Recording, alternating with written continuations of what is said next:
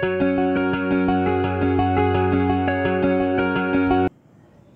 అండి, good morning.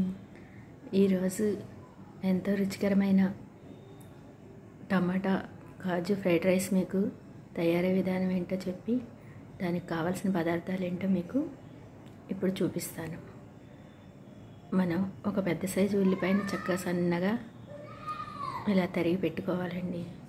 అలాగే 2 టమాటాలని చక్కగా ఇలా ప్యూరీలా తయారు చేసి మనం రెడీ పెట్టుకోవాలి. రుచికి సరిపడా ఉప్పు, చెక్క మొగ్గ, అలాగే అల్లం పేస్టు, వెల్లుల్లి రెబ్బల్ని సన్నగా తరిగి పెట్టుకోవాలి. రుచికి సరిపడా నెయ్యిని మనం రెడీ చేసుకోవాలి. జీడిపప్పు,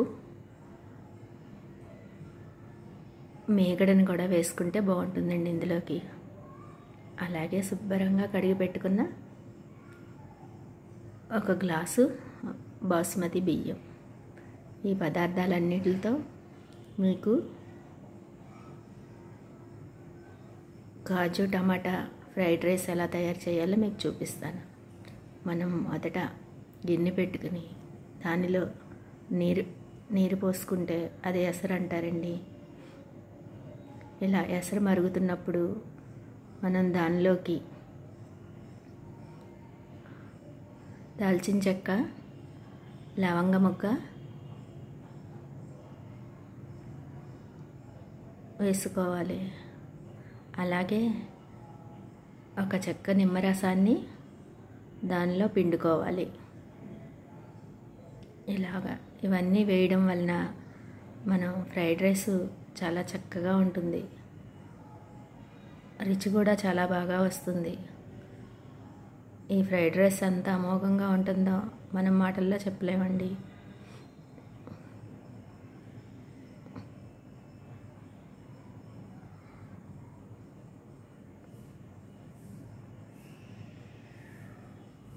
అలా నిమ్మరసం పిండుకుని తర్వాత మనం బియ్యానికి రుచికి సరిపడా ఉప్పు వేసుకుని అలాగే 1 స్పూన్ నెయ్యి వేసుకోవాలి.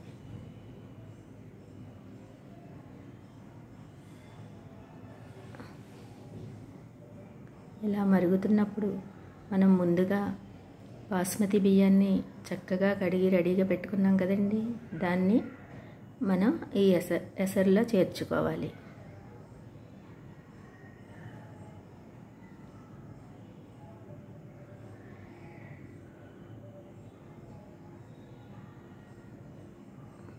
దాల్చిన చెక్క, లవంగ మొగ్గ పైకి తేలుతున్నప్పుడు వీటిని తీసి పక్కన పెట్టేసుకోవచ్చు.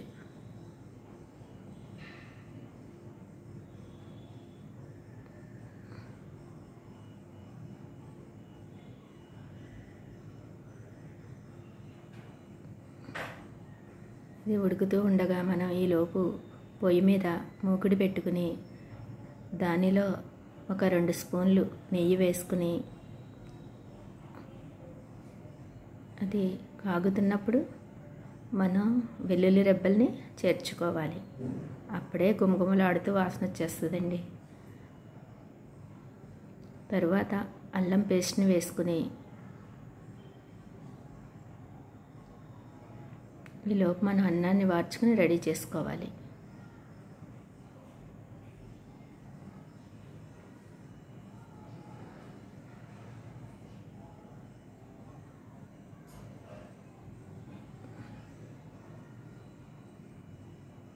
ఇలా వేగుతున్నప్పుడే దీంట్లో కొంచెం లవంగా, దాల్చిన చెక్క, ఎలాచి మనం మసాలా పౌడర్ అని చెప్పాను కదండి ఇంట్లో తయారు చేసుకున్నది, అదొక్క 1/2 స్పూన్ వేసుకోవాలి.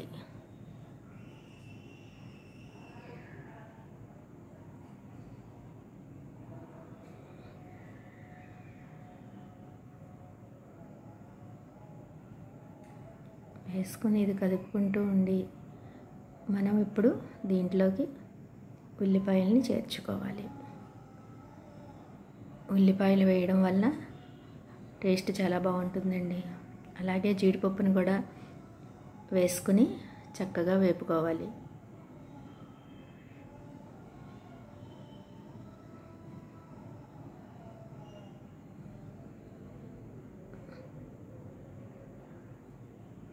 ఉల్లిపాయ పచ్చివాసన పోయే వరకు చక్కగా వేపుకుంటూ ఉండాలి.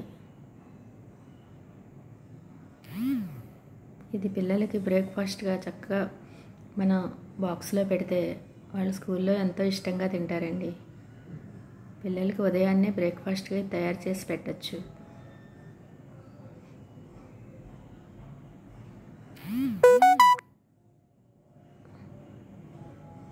ఉల్లిపాయ వేగిన తర్వాత మనం టమాటా ప్యూరీని దీంట్లో చేర్చుకుని పచ్చివాసన పోయే వరకు మనం వేపుతూ ఉండాలి.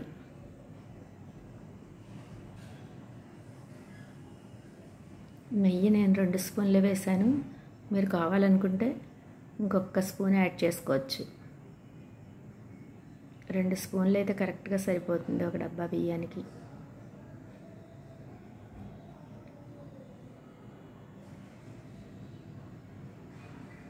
ఇలా వేగుతున్నప్పుడే చక్కగా 1 స్పూన్ మేగడను కూడా చేర్చుకుంటే రుచి చాలా అమోఘంగా ఉంటుంది. కొద్దిగా ఉప్పు, మనం బియ్యంలోకి ఉప్పు వేసుకున్నాం కాబట్టి ఇప్పుడు ఈ మిశ్రమానికి సరిపడా కొద్దిగా మాత్రమే వేసుకోవాలి ఉప్పుని. అలాగే 1 స్పూన్ మేగడ కూడా చేర్చుకుని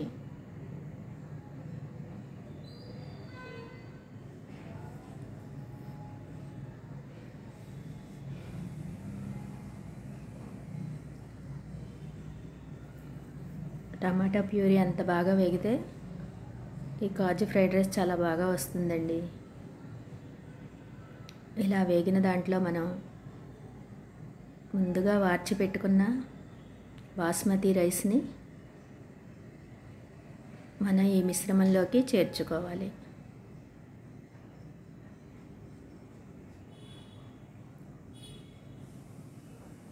చక్కగా నెమ్మదిగా కలుపుకోవాలి.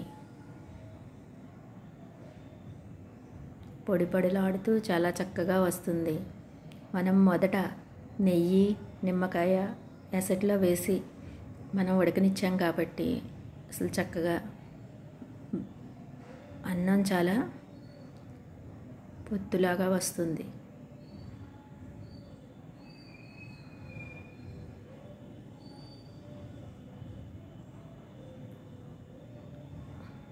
చక్కగా ఇలా కలుపుకుంటే మనం కాజు ఫ్రైడ్ రైస్ రెడీ అయిపోతుందండి.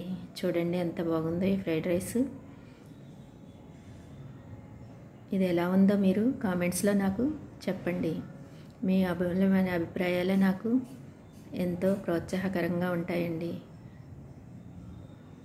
ఎంతోమంది చూస్తున్నారు కానీ సబ్స్క్రైబ్ చేసుకోవడం లేదు.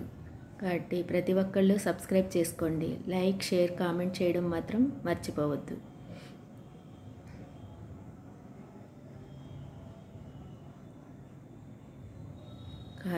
కాజు టమాటా ఫ్రైడ్ రైస్ మీరు కూడా తయారు చేసుకుని మీకు ఎలా కుదిరిందో నాకు చెప్పండి.